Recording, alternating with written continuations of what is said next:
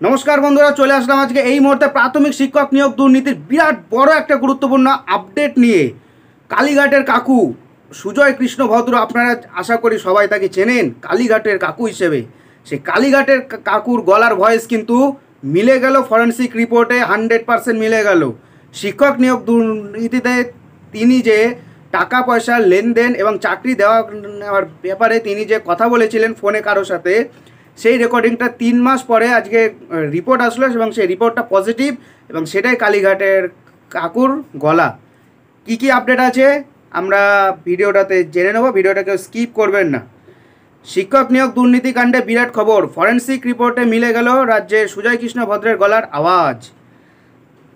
শিক্ষক নিয়োগ দুর্নীতি কাণ্ডে বড় খবর সামনে এলো, সব জারিজুরি ফাঁস। ইডির হাতে এলো কালীঘাটে কাকুর কণ্ঠস্বরের রিপোর্ট।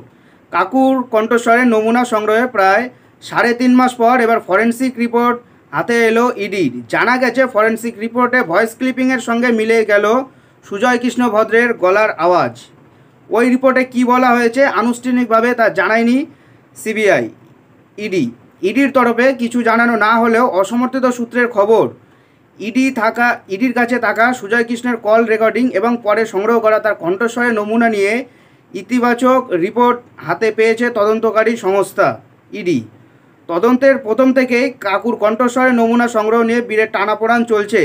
এরপর জানুয়ারি মাসে কালীঘাটে কাকুর কণ্ঠস্বরের নমুনা সংগ্রহ করে ইডি এনফোর্সমেন্ট ডিরেক্টর। তবে যেই জিনিসের জন্য যুদ্ধ 3 মাস পেরিয়ে গেলেও সেই রিপোর্ট পেশ করা হয় আদালতে, অবশেষে অপেক্ষার অবসান হলো। গত 4 জানুয়ারি কলকাতা হাইকোর্টের বিচারপতি অমৃতা সিনহার কড়া নির্দেশের পর মধ্যরাতে এসএসকেএম থেকে কাকুকে জোকার ইএসআই হাসপাতালে নিয়ে গিয়ে তার কণ্ঠস্বরের নমুনা সংগ্রহ করেন তদন্তকারী সংস্থা ইডি। প্রসঙ্গত উল্লেখ্য, নিয়োগ দুর্নীতি মামলায় অত্যন্ত গুরুত্বপূর্ণ কালীঘাটের কাকুর কণ্ঠস্বর। কাকুর মোবাইল থেকে এমন অডিও ক্লিপ মিলেছে যেখানে প্রভাবশালীদের কণ্ঠস্বরও রয়েছে বলে দাবি ইডির।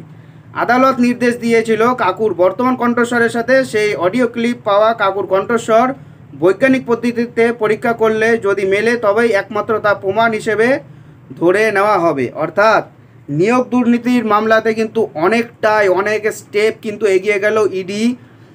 বিচারপতি অভিজিৎ গঙ্গোপাধ্যায় কিন্তু এমন রায়টা এতদিন ধরে দিয়ে আসছেন, এটা বিচারপতি অমৃতা সিনহাও কিন্তু দিয়েছিলেন এবং বর্তমানে রাজশেখর মান্থাও কিন্তু দিয়ে যাচ্ছেন এরকম কড়া রায় এবং এরকম কড়া নির্দেশ। এবং এই কালীঘাটের কাকুর সাথে কিন্তু জড়িয়ে আছে অনেক প্রভাবশালী নেতাদের নাম, যেটা ইডির হাতে প্রমাণ চলে আসছে এবং সেটা ফরেন্সিক রেকর্ডে প্রমাণিত।